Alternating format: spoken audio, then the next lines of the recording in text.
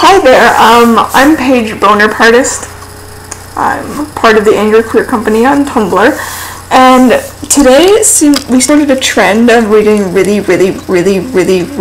bad Engineering fanfiction, and I decided to hop on board with this, so I googled Engineering fanfiction, and this one came up automatically just from fanfiction, and it looks pretty horrible just from what I looked over. It's called A Heart Full of Love. How creative. I don't even know who the author is. I don't really care. But this is the summary. Young revolutionary Enjolras swears his only love will ever be Patria. After befriending poor and miserable Eponine Thénardier, however, the heart he has locked up so well begins to sing a different tune, based on the musical Les Miserables. Oh shit. Okay. Now, to begin, it's a multi-chapter, but I'm only going to read the first chapter because it's pretty bad. Okay. A look was all it took for him to be stolen from her. Eponine Thénardier. Long, tangly brown hair plastered to the back of her neck and forehead from sweat did her best to delete the image haunting her from her brain. She wanted to become numb, to stop feeling the stupid emotions this dumb world brought about. Everything seemed ridiculous. The child she passed on the street crying and pulling on his mummy's skirt hoping for some attention. Ridiculous. The rouged whores in their big skirts and tight corsets. Ridiculous.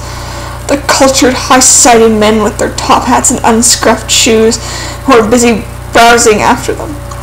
Ridiculous. How did they even have shoes that weren't scuffed? Eponine looked down morosely at her own worn boots. It must be nice to live a life that didn't require doing things that scuffed her shoes.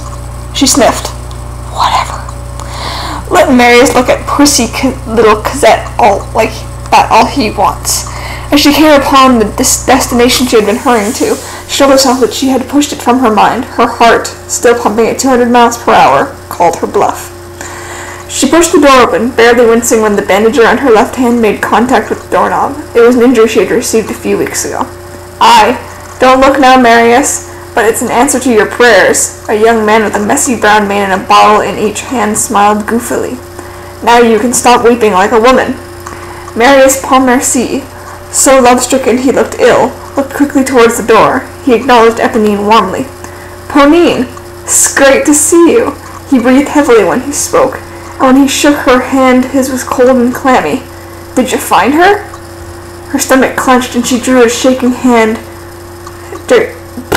drew out his shaking hand for as long as possible, partly because she felt she liked the feel of his touch, partly to put off giving him information about Cosette.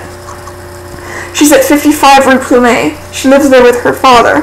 Eponine dropped his hand, her eyes falling to her scuffed boots. Whoa. Marius, my boy, is this lovely lady not the object of your desires? The man with the bottle stumbled over and mussed Marius's hair roughly. Eponine? Oh, Marius began, shaking his head. I'm just his friend, Eponine interjected, putting bitter emphasis on the just. Her eyes dropped when she realized that he was referring to her as said lovely lady. Well, you're more than that, Eponine's heart rose. You're my very best friend and one of the greatest people I know, helping me find the girl who haunts me now. His heart sank back to its usual residence at the bottom of her stomach. So, she's single, the drunk man asked. Grantaire, I think any respectable woman would desire someone who is more than a walking bottle of absinthe. You, friend, don't fit that description. A man scribbling at a table in the corner called without raising his eyes from the papers in front of him. Put that second bottle down. The first is enough to make me want to lock you up somewhere. Well, this one's for you, Enjolras. Grantaire stumbled toward Enjolras, holding out one of the bottles. Enjolras looked at him and sighed deeply, very irritated. Oh, okay, Monsieur Sober Grumpy Man. How much has he drank? Eponine whispered to Marius. Oddly enough, more than usual. He does not hit this degree of insufferably drunk. Today must be a special occasion, Marius said. Enjolras, who had gathered up the papers he was scribbling on in one neat stack, made his way to the center of the cafe. Grantaire stood in his way. You just need to loosen up. Why don't you take that Eponine over thither for a ride around the neighborhood? Grantaire slurred, staring into the young man's face mischievously. Eponine scowled at the man she knew quite well from stories but had never been formally introduced to, as she had often been passed out in a drunken stupor when she saw him. She opened her mouth to make a retort, but what happened next caused her to snap it shut in surprise. Enjolras walked on, pushing his hand into Grantaire's shoulder lightly, but with enough force to cause the inebriated Grantaire to stumble backwards into a table. The resounding crash startled everyone to attention. "Eponine, here to join the ranks of the Friends of the ABC?" Enjolras smiled at the girl, raising his eyebrows in invitation and openly ignoring Grantaire. "Oh no, Monsieur Enjolras, I am simply here for a visit," she smiled back, relieved for his presence. He always made her feel at ease, even when Marius upset her deeply. He had that effect on people, Enjolras did. Enjolras had met Eponine Thénardier more than a few months back. Courfeyrac had just introduced a boy named Marius, who he knew from class, into the ABC Society, which was then in its infancy. Marius attended the very same university as Enjolras and all the other students who were part of the society, but aside from having spotted him occasionally passing in the halls or studying in the library, he knew nothing of Monsieur Pontmercy. After one of the meetings held in the usual spot in the cafe, Enjolras exited through the door and nearly tripped over a young woman sitting on the stoop in front of the door, throwing pebbles into the street. They went through the usual introductions, and Enjolras asked Eponine just what she was doing, sitting out here as though she were waiting for something. When she blushed and explained that she was waiting for Marius, it was very clear that this girl was quite taken with the young man. "You're welcome inside during our meetings. We're always looking for help, or even perhaps a listening ear, willing to give us a new perspective of things," he had told her. From then on, she had attended the meetings. Some days, she'd get so caught up in listening to him talk of revolution that Eponine would let Marius leave, and she'd stay after the meetings to listen to Enjolras talk of patria, or motherland. It flattered him that she wanted to hear what he had to say, and he enjoyed her enthusiasm in learning verve. He wasn't used to such a willing set of ears, as the other friends usually grew bored of his voice very quickly. One day during their talks, she surprised him. "I wish Marius were as passionate about me as you are about patria." She had never spoken to anybody about her undying obsession with Marius, but she had begun to count Enjolras as a friend. He stopped short. He wasn't quite sure what to say. Do you love him?" "Oh, Enjolras, don't tell me you're as thick as that stupid Pontmercy boy. I care for him beyond any level of doubt. He holds the key to my heart and he refuses to release it."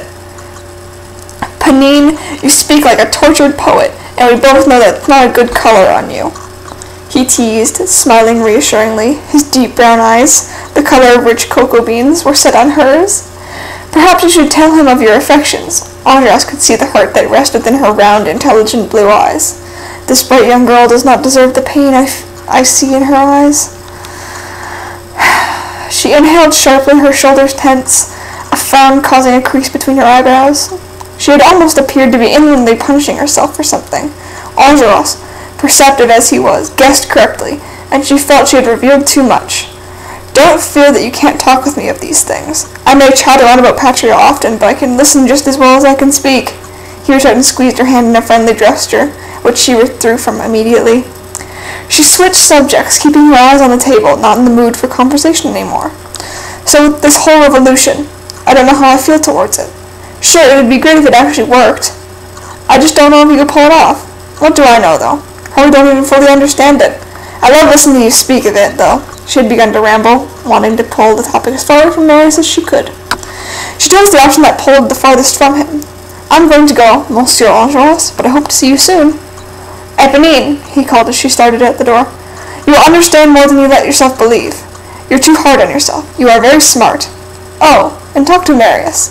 One day, all the numerous opportunities you will have had will be gone. And if the way the world is going right now teaches us nothing else, it teaches us that we must jump at every chance we get for a better life. Au revoir." Ever since the conversation took place, once Eponine's embarrassment faded, the two had become friendly, Enjolras even being Eponine's confidant on rare occasion.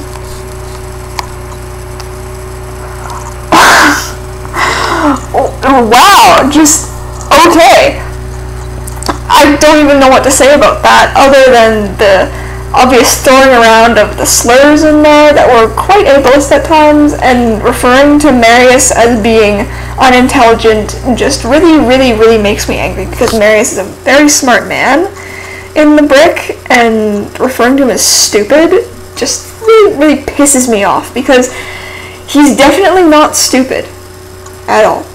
And just the whole interaction between Ajaras and Eponine is totally awkward and weird because they never had any interaction in any of the verses. So all of this just feels strange and frankly a little bit gross. So I don't really have anything to say about that. But that was a heart full of love. And let me say it, I do not have a heart full of love for that fanfiction. Good night, my friends. I'm glad you could join me for